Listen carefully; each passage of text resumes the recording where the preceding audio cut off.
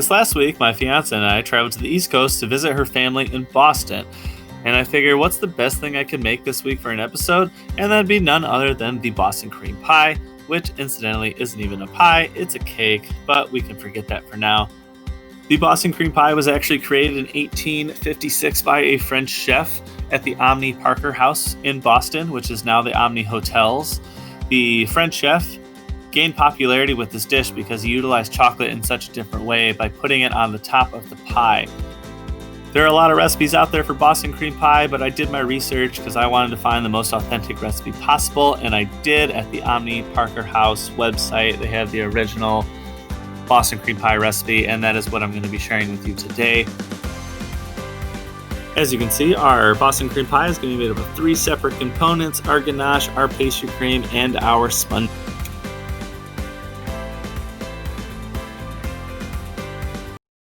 By adding our sugar in equal parts to our egg yolks and our egg whites.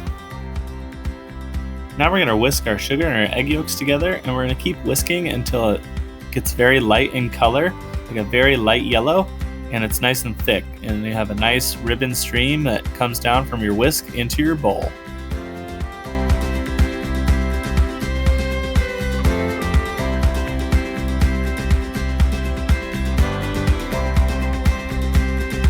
We're going to go ahead and repeat that same process with our egg whites. We're just going to whisk these a little bit longer until we get nice soft peaks. And if you want, you can use an electric mixer or a stand mixer. It's going to make the whole process a lot easier.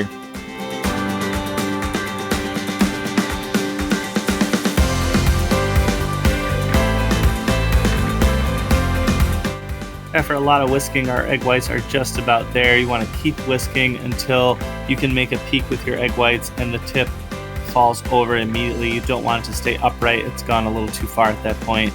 Your tips of your peaks should fall over pretty easily. Now that our egg yolks and our egg whites are ready to go, we're going to fold them together until they're fully incorporated.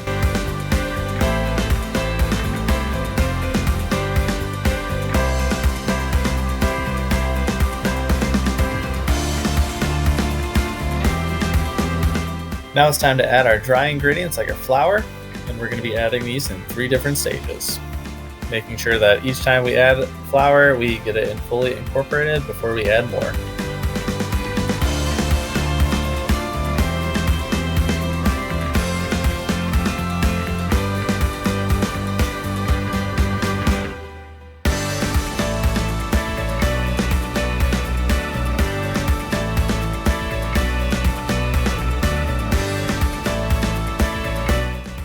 Now you can take your cake batter and pour it all into a nicely greased or buttered cake pan.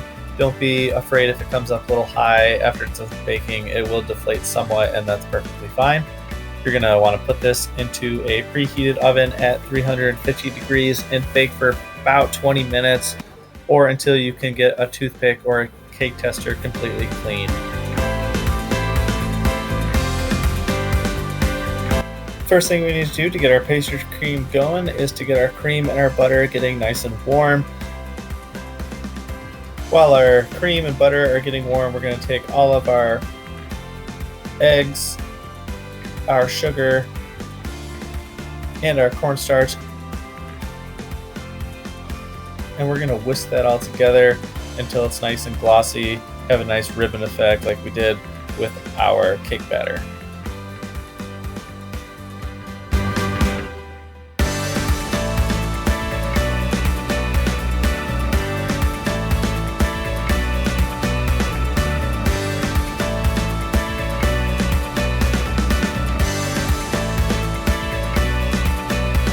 Now that our cream and butter mixture is nice and hot, almost to a boil, we can start adding a few scoops into our egg mixture just to temper them. You don't want to get them too hot. You don't want to shock them by pouring them all into your hot mixture right away. You have potential scrambling your eggs. So just add a few scoops to kind of get the temperature up of your egg yolks. And then you can add all of it back into your double boiler, into your cream, and whisk continuously until your pastry cream starts to get nice and thick and you start activating that cornstarch. You'll know when your pastry cream is done when it looks just like this. And if you want that silky smooth texture, you just want to make sure you run it through a fine mesh strainer.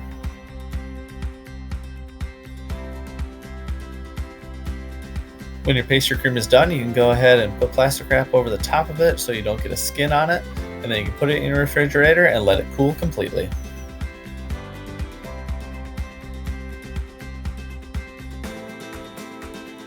Some of you might be wondering where that aluminum foil came from. Well, my cake was taking a little bit longer to cook, so I had to put foil over the top of it so it could finish baking properly without getting overly brown on top.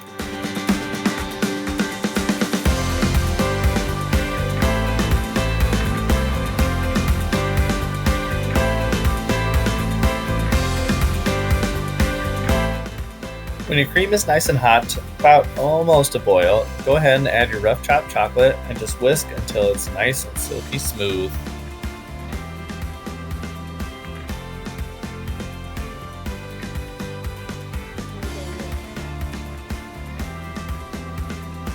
Before we can really start assembling this thing, we gotta take our single sponge cake and turn it into 2 equally sized sponge cakes.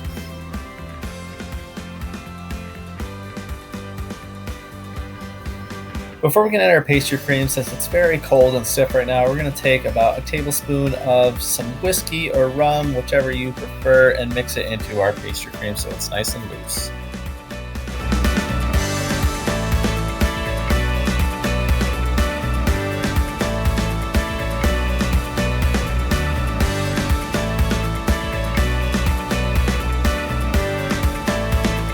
This step isn't completely necessary, but if you wanted to coat the outside of your Boston cream pie with some roasted nuts or coconut or anything like that, you can use some of your pastry cream to coat the outside like this, and it'll work just fine.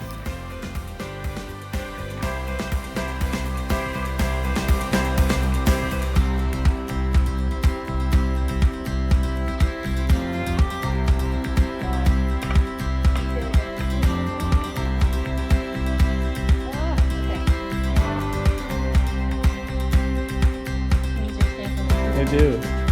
Okay. All right, go for it. All right. You get the delicious. I did. The official stamp of approval from Bostonians. Yeah. From Bostonians. Yeah. So, let me know in the comments down below if you love Boston cream pie and if you're getting really good value out of these videos. Please do me a favor and hit that subscribe button. Share these videos with whoever you know, whoever you're in contact with. And above all else, thank you so much for watching, and I'll see you next time, chefs.